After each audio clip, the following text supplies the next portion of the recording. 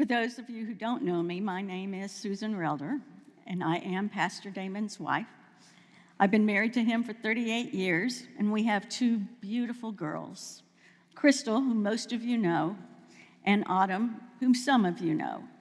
We have 6 grandchildren, Samantha, Diamond, Jewel, Haley, Rachel, and Trey. Let me tell you a little bit about how I got here. I was raised in the church. I've always been a Methodist.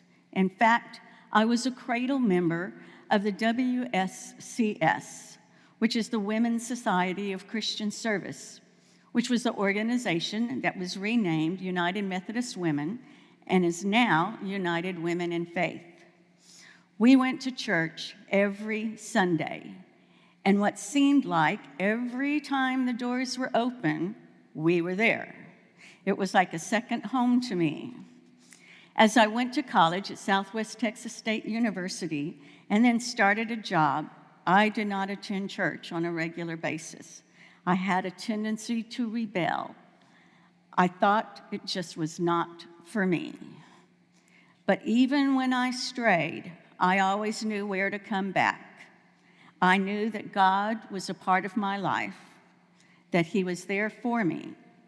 It wasn't until I was about 27 years old and read a book by Roger Staubach, Time Enough to Win, that I had a true conversion experience.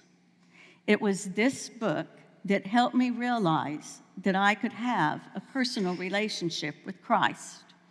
It was then I began to understand prayer, reading the scriptures, and having a devotional time. It was then I started going back to church and getting more involved on my own and not just following my parents. I think back now that when I was growing up, that I was never taught these things, or maybe I just didn't pay attention. But it seems to me that the church of my youth was more concerned about social issues and not about Jesus Christ. I wasn't always faithful with keeping that relationship, but I also discovered that many times when I felt discouraged or in need of prayer, again, I knew where to turn. I knew that God was there for me. After I married Damon, I still felt the need to go to church, and I would invite him to go, and sometimes he would, but I would go regardless. Soon he too was going on a regular basis, but that's his story. My faith grew stronger after I went on my walk to Emmaus. I began to study more and read a devotional, and I attended Bible studies. I knew that God was with me and trusted that He walked with me. I knew God was with me when Crystal burned her hand and our car was stolen on the same weekend. I knew God was taking care of things because without calling them, we were offered help from the Shriners if we needed it for Crystal.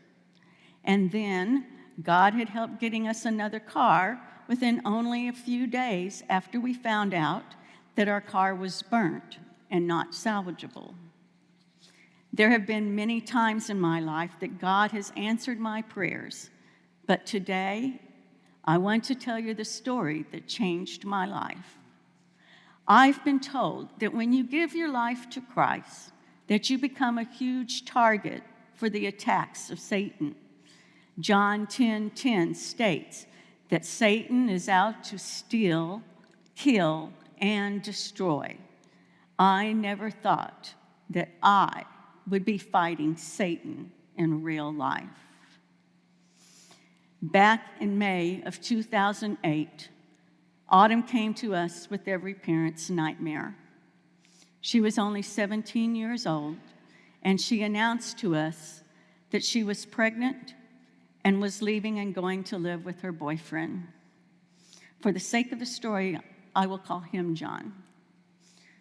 So that night, she walked out of my life. I was devastated. She didn't give us a chance to talk. She just left. I stood there in our hallway outside her bedroom door and collapsed in Damon's arms. I don't know how long we stood there and cried, or how many days I cried and kept asking God, why? Why won't she talk to us? Why does she think she has to leave? I even went outside and yelled and screamed at God, demanding answers. I was unable to cope at work, so it was good that I only had a couple of weeks left before summer and I was retiring. But every day, I would come home and just sit and cry. I'm not sure, but I suppose it was God who started sending angels to me. I had a lady from church come over, and she would sit with me, and sometimes she would pray, and sometimes she would hold me, and sometimes she would just be there. I received a couple of letters from friends that said they were praying for me. I was even told that if I did not know how to pray at this time, they would intercede for me. God even sent Dennis, who was dating Crystal at the time, to talk to Autumn and got them to come and talk with us. Eventually, Autumn came around and would stay for a while and then go back to John. He started sending me threatening emails that he could and would hurt us if we tried to talk Autumn into leaving him, or if we kept her when he wanted her to stay with him. This is when I knew I was fighting a battle with Satan, and I had to step up and start praying. After Samantha was born, the drama continued, and so did my prayers. John would not let any of us come to see Sam or Autumn. I heard from the homeschool teacher that she was afraid to go there, that he would stand over her, and that she didn't think they were holding the baby very often, that Sam would cry while she was there, and neither Autumn or John would pick her up. I told her there was nothing I could do, but she should call Child Protective Services. John finally let Dennis come over and one of Autumn's friends. It wasn't too long after that, I got a call from CPS asking if I would like to take custody of Samantha. The day we went over to pick up Sam, I told Autumn that this was her chance to leave, and she refused. After a while, Dennis started getting texts from Autumn that she wanted to get out and could he help her. So he started going over and waiting for her, only for her not to show up. We also started getting emails that she would leave late that night and we would go and wait, only for her not to show up. This kept happening until Dennis found out it was John sending the texts. After homeschooling was over and Autumn had to return to school, John decided he didn't want to get up in the morning to take her to school. So he let Autumn come home late at night so we could get her to school in the mornings, and then he would pick her up from school and take her to his house. One morning when she was getting ready for school, I saw big bruises on her arms. I asked her if John did that to her, and she told me he did. And then I asked if she wanted to keep living like this. She broke down and cried and said she didn't know how to stop. I helped her go to the police and file a report and was able to keep him away from her and Sam. We went through CPS to get the restraining order. Autumn told me that John had been beating her and locking her up in the bedroom and bathroom so that she could not get away, and told her that if she tried, he would hurt us. So she was afraid for us, and that was why she stayed. After getting the restraining order, John was not allowed to see Samantha without going through CPS. I now had Autumn back home with us and Samantha. During this time, Damon found out he was getting moved up here to Coker. So John only saw Samantha once before we left Corpus Christi, and he has never asked to see her since. Hear the words from Psalm 139 again, verses 7 through 10. Where can I go from your spirit? Where can I flee from your presence?